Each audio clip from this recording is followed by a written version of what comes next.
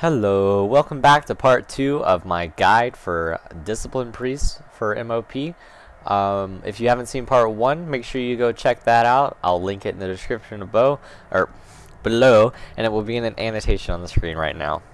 So, thanks, and let's get started again. So, we just finished talking about our abilities lastly. We just finished talking about Spirit Shell and Void Shift. So next is going to be our spell selection, basically. So I'm going to run that through for you. So in a single target healing situation, what's basically going to happen is we're going to power word shield for each rapture cooldown. Now, playing a priest for the past 8 years, and ever since they implemented rapture, I have an innate knowledge of when my rapture is going to be ready again and can pop it. But for anybody that's new, you're going to want to have an add-on like Angela's Rapture Tracker, and I'll put that down in the description below as well, along with a myriad of other add-ons that I like to use for healing.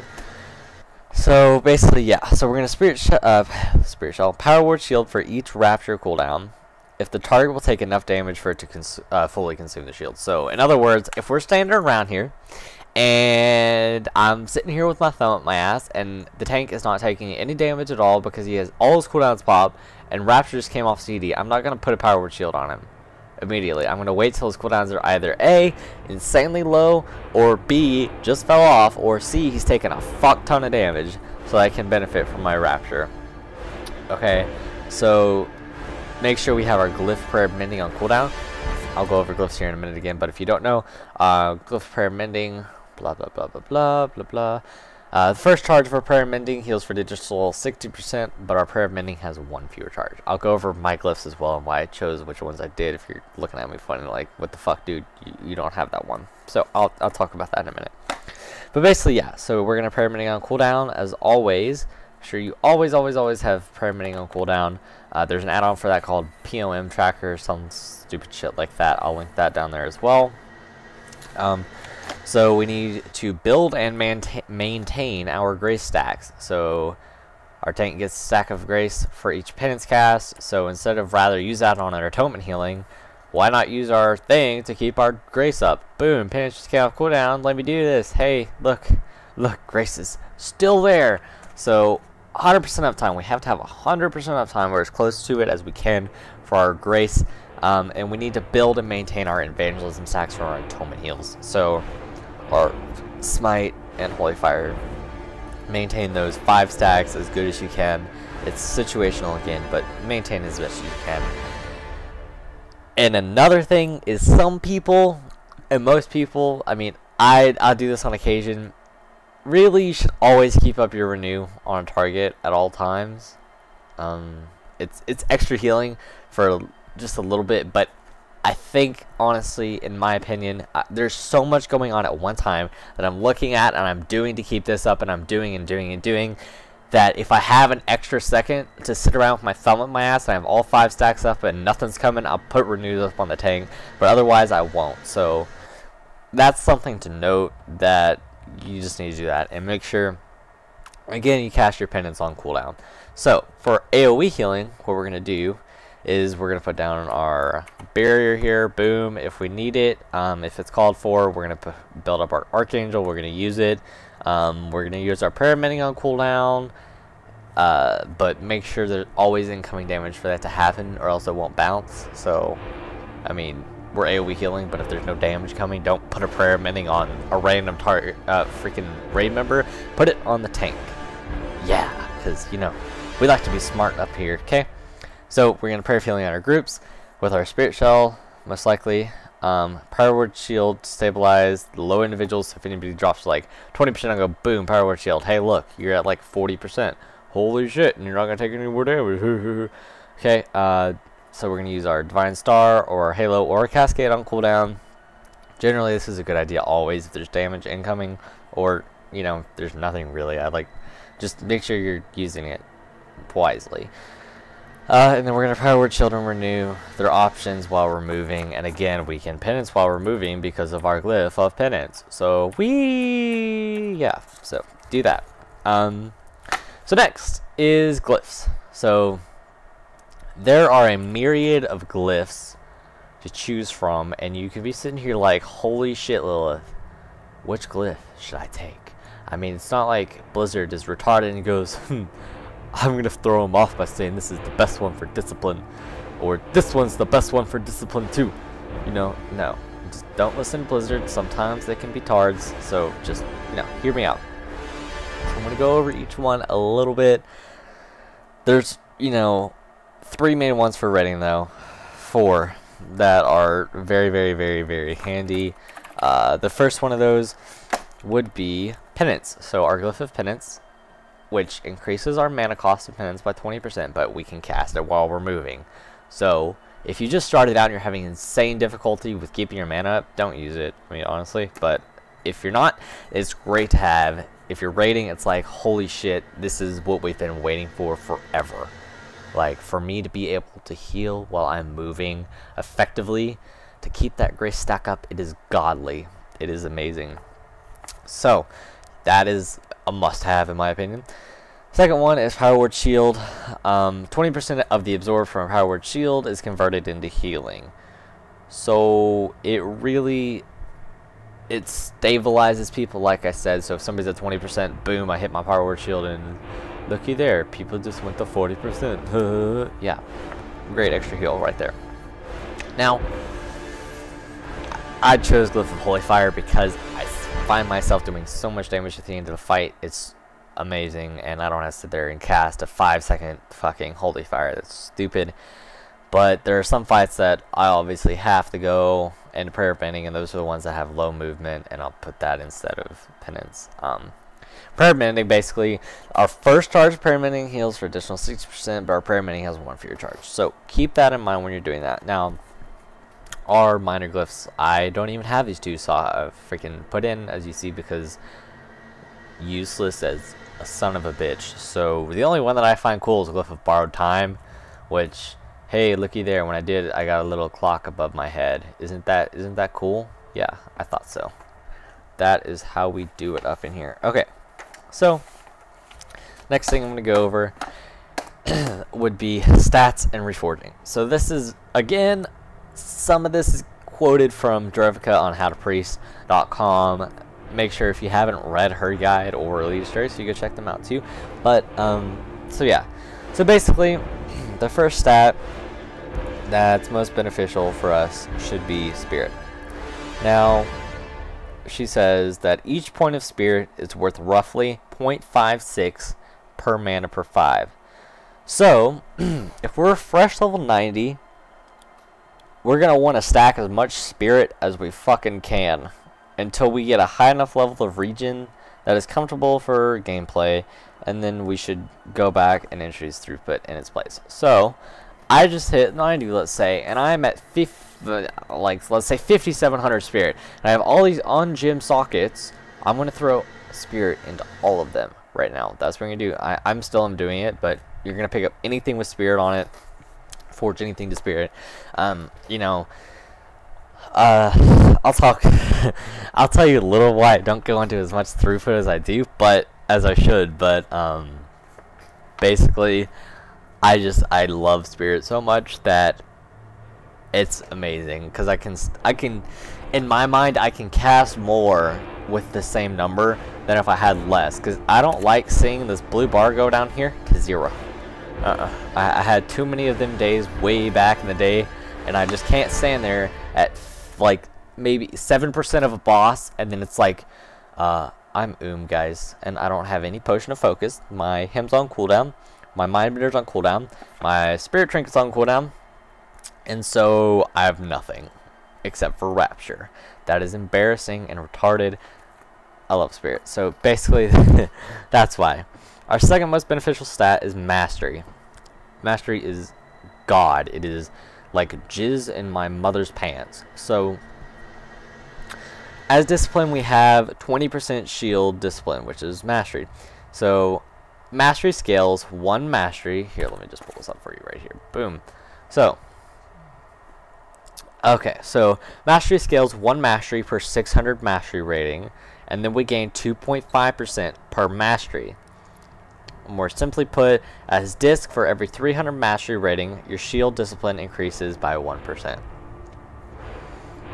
So mastery, it increases the potency of all of our damage and absorption spells by 36%, or you know, obviously by 20%, and then we get the extra like I was talking about. So that is why it's amazing. After that, it depends. Like I was talking about with Spirit Shell, you can go with crit or haste, but so our secondary stat priority should be Spirit up to the point that we're comfortable with our regen, Mastery giving us direct impact to our Power Word Shield, Divine Eggs, and our Spirit Shell, and then crit and haste are very similar priority, and they can be very equal based on our usage and our healing roll. So our Spirit that's early on will be the go-to stat for every healer in the game. Keep that in mind. So crit haste, it depends on your healing style. Excuse me, my voice is getting raspy. I've been talking for like 45 minutes now. Okay, so like I was talking about renew, we need to really, as any healer, as any class, as any player, we have to use any spell that benefits us in our arsenal of spells to the best of our ability and utilize it. So I was talking about our haste. Really, we don't have a breakpoint that Holy does. The only breakpoint that we benefit from is our renew, which I was talking about. Use it as you wish. I'll link a spreadsheet for you guys, and there's a calculator too as well that Varlin put together, that you can go check that out, and I'll put that in the description as well. So next is enchants. So for our head, we no longer have any head enchant. So if you go and be like, holy shit, Lilith, what reputation do I have to get you to get my helm enchant this expansion? Blizzard was like, that's retarded, we're getting rid of that, that's stupid. And I say, high five to you, Blizzard, thank you. So our first enchant is going to be our shoulder enchant. Our shoulder enchant is going to be the Greater Cramony Inscription, which is 200 intellect and 100 critical strike. Now, next is our cloak. If we are a tailor, we're going to get the dark glow embroidery, which will give us a spirit proc, which you can alternately get the light weave, which is an intellect proc, which we'll see a lot more often going later in the tier again or next tier.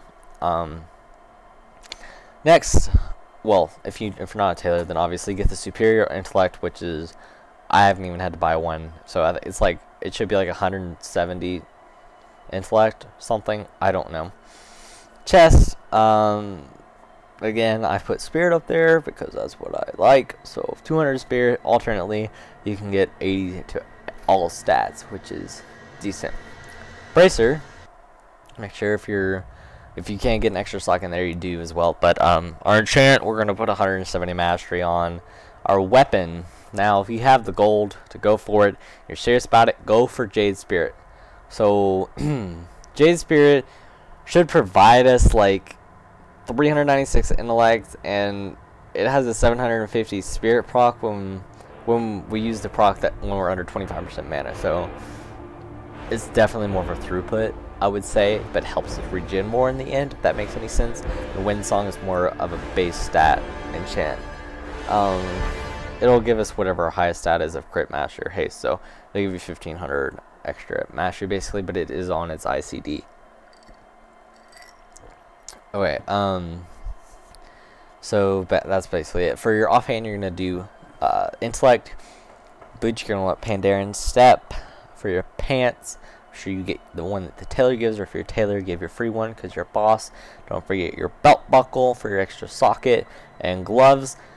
Superior mastery, but I put haste on here because I'm lazy and I just did not seem like logging over to my bank tune and buying that, so that would be my excuse for that. So gemming, as you can probably notice here in my gemming, I have every socket filled with 320 spirit. Yeah, every single one except for this one. So I'm going to tell you, really, I still like to do this. Put the highest amount of spirit you can on a gem in every socket, unless you get spirit bonus, which obviously is on this. Well, yeah, these are 2 yellows. See, for instance, that wouldn't be beneficial for me, but I got 60 spirit with 1 yellow, so I got an 80 int and 160 mastery with 60 spirit. So, you know, it's, again, you gotta find that awesome balance of your throughput with your mana regen, mush them together, and boom, yippee-ki-yay. Merry Christmas, motherfucker. Okay.